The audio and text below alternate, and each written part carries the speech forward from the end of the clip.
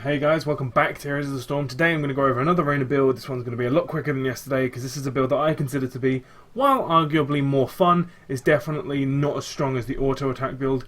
In most situations there are always going to be some situations where this build does come into effect. And this build does focus around the penetrating round skill shot and this ability, the Q, and none of the other abilities. And auto attacks, while they will still be good, will not be anywhere near as good as they would be with the auto attack build. So first I'm going to go over the spec, then I'm going to go off with how you play it. So at level 1, you can pick again between Seasoned Marksman or Give Me More. You can even look at taking Raynor's Raiders, Raiders Recruitment, or Scouting Drone. Any of these works. I would recommend against Seasoned Marksman just because you're not going to use your basic attacks, but you can take it if there's no other reason for you not to take it. Raiders Recruitment is just a very effective version of Bribe. Because you only need 15 stacks, it actually can be used to instantly take a hard camp on the Diablo-themed maps, because you can take both minions and the big guy instantly. It means stealing their camp becomes a lot easier, so do consider taking this on a map where there is a lot of them, and on the Diablo maps especially. Scouting Drone's good if you need to reveal an area of land. You shouldn't ever really need to do that, but if you really want to, Scouting Drone's good. But if you are not sure what to pick, just take Give Me More. Into level 4, it's fairly obvious you want to take Confident Aim. You have to be hitting penetrating round every time because it's not like a sniper, it only hits the first thing it makes contact with. It will hit anything, so basically there should be no reason for you missing this. It does not lower by 8. If you hit 2, it will only ever lower it by 4. So the cooldown should always be approximately 8 seconds. So Confident Aim is going to be the one you pick up here. Going into level 7, the one you take after that is going to be Hamstring Shot. The slow isn't that good. You do consider taking Revolution Overdrive because basically the idea is that Hamstring Shot is going to be because you're a CC machine at this point. You need to be a CC machine, just turning out slows and stuns as it gets later. And what Revolution Overdrive is, it gives you speed, but doesn't really do anything else. With Hamstring Shot, you'll be able to slow people down. But if you are really struggling for peel, you can take Revolution Overdrive, but Hamstring Shot is going to be the one you want to go for on this build. At level 10, either of them are good. Basically, because of the nature of penetrating now, because you push them away from you, you're going to have quite a difficult time actually killing things. So Raynor's Raiders is quite good if you want to just reactivate it, just to chase people down as they get knocked away and as they get incredibly low. So you can take Raynor's Raiders, but Hyperion's going to be good if you're forcing team fights for objectives. I would say if you're going to have little skirmishes, if you're on a map that promotes small little 1v1s, 2v2s, go for Raiders. If you're on a map that is more about 5-mans or 4v4s, 5v5s, 5v4s, whatever, then take Hyperion and only use Hyperion to damage those things and try and use it to finish off structures maybe. But Raynor's Raiders is pretty useful, and I think it fits better in this build. At level 13, it's fairly obvious you want to take Double Barreled. Second charge means you can do everything you want to do but twice as often. And at 16, you want to take either...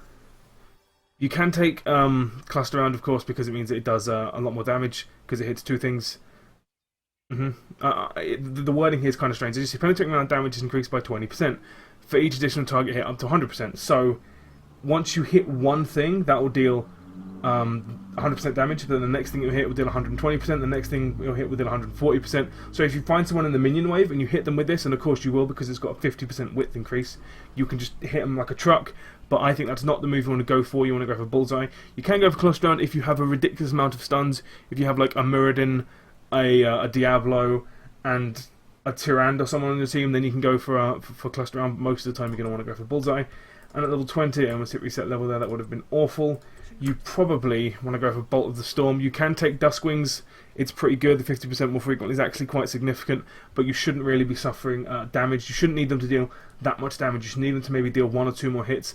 The reason I would take it is actually for the stealth, make it difficult because what quite often will happen is they just die. So once they attack, they will come out of stealth, but if no one attacks them, they won't come out of stealth, but then they will get a lot more damage off. But most of the time you're going to have trouble getting away from things.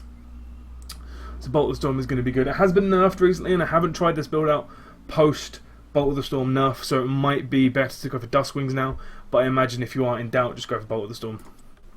So in the early game, you're actually going to play this exactly as you would play the auto attack, which is standoffish using your auto attacks because the power will be the same at level 1 on everything really.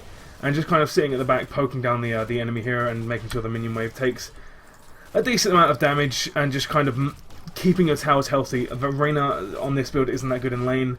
What you want to do is you want to be getting good at hitting them with your Q, but the best way to use this this build in the early game is when the minion wave steps up. You can use your minion wave to judge when their minion wave is going to come into view, because of course they will be mirrored in most situations, especially in the early game. You can judge when they're going to be up, and then just use your Q to hit them all. And then hit them all and try and get the enemy hero as well, but it's not really too much of a big deal if you don't. If you get all the minions, you're going to be in a good spot. And then basically, as it goes into the middle late game, keep doing this and make sure that you use your Q as often as possible. Don't use it to knock things away when people like Illidan or any other melee person is actively attacking them. Try and use your increased attack range and the Q length to knock out their backline. If you can stun a Kel'Thas or a Valar, even get a flank and knock them further into the fight again with a stun, it's going to be incredibly devastating for them. Use Raynor's Raiders early, as they last quite a while, and you can finish off a few targets doing that. Don't be afraid to just work on their tank line. If you use a Q on the tank and force him into the back line, when he's stunned, it's going to mean everyone's going to have to scramble, but you are going to have quite a difficult time in getting into and really pulling off any kind of damage. You can use your W, but because of the attack speed bonus, you're really going to want to use it on your allies and not yourself. So make sure you're in your team when you pop W, and then just try and attack as much as you can. And use your Qs as often as possible, but make sure you're actually hitting something with it. Don't just fire them randomly. Like, if you can land a shot off, do so. Be wary of hitting people like Zagara or anyone who summons a lot of minions, because your Q could inadvertently hit one of the minions, and then that's a stun wasted, but the damage will still be the same, and the knockback will just be alright. So as you can see, at this level, it really does start to hit like a bit of a truck, but you don't actually take any abilities which up the damage of it. You only ever give it more utility, and it comes up more often. So, yeah. In all honesty, I would say that this build isn't as good as the auto-attack build, just because of the way the game works at the moment. Having one mage spellcaster and one auto-attacker, that's the power there. I stunned him for basically 3 seconds there, for free. Hit him with one penetrating round, then hit him with the other penetrating round, and as you can see, it's already up to hit him again with it. So you are going to turn out a lot of stuns, and because of that you are going to be able to get a few kills that you otherwise wouldn't get, but actually dealing the damage is going to be the most difficult part for you, and thus your team. Try it out, give it a go, it's an awful lot of fun. You will find yourself feeling like you're more of a support character than an assassin, but that's not bad. You can mix it up as well. One of the things that I think is quite good, as you see with my auto-attack build, I do take Bullseye because I think it's so incredibly strong, and there isn't really anything apart from Executioner and Berserk, which again are very situational, that you can take on that for the auto-attack build. But you can mix it up. You can take things like Focused Attack instead of Confident Aim. You can take things like Revolution Overdrive instead of Hamstring. You can take Hyperion, and then you can have these double barrel plus bullseye combo, which will give you the ultimate lockdown, but you are going to sacrifice Giant Killer for it. So you can mix it up. This is why I like this side of Raynor, because it shows the extremes of both sides, of the auto attack and the spellcaster, for want of a better phrase, side. So you can really mix it up and get a really nice hybrid build that can actually have a surprising amount of utility for an assassin. There's the other build. There's the, I would call it the penetrating build, which sounds an awful rude, but you know. And so it is the Q build, caster build, whatever you want to call it. There it is. It's very useful. Remember, you do have Bolt of the Storm in this build, so you can use it to port quite a fair distance, and of course get into position or get out of position. I would recommend using it for an escape. There isn't really that many pro tips in this build, in all honesty. The pro tip would be make sure you use your W to hit as many friendlies as possible. Make sure you use your Q to secure kills and use the stun. Don't be afraid to cast one and then get into position and then instantly cast the other one. It's going to do more damage than the autos will do in that same time. And don't be afraid to get any flanks, but if you are going to try and go for a flank, make sure you have Adrenaline Rush up, and make sure you probably want to take something like Revolution Overdrive so you don't get caught out instantly. Give it a go. So let me know what you think. If you disagree, if you want to come up with a new hybrid build, I really strongly recommend it. I'm probably going to go over something similar, and I'm going to do a video on why is Raynor so good, because a lot of people don't seem to understand why he is as good as he is. So thanks for watching. I've been Mr. G, and I'll see you next time.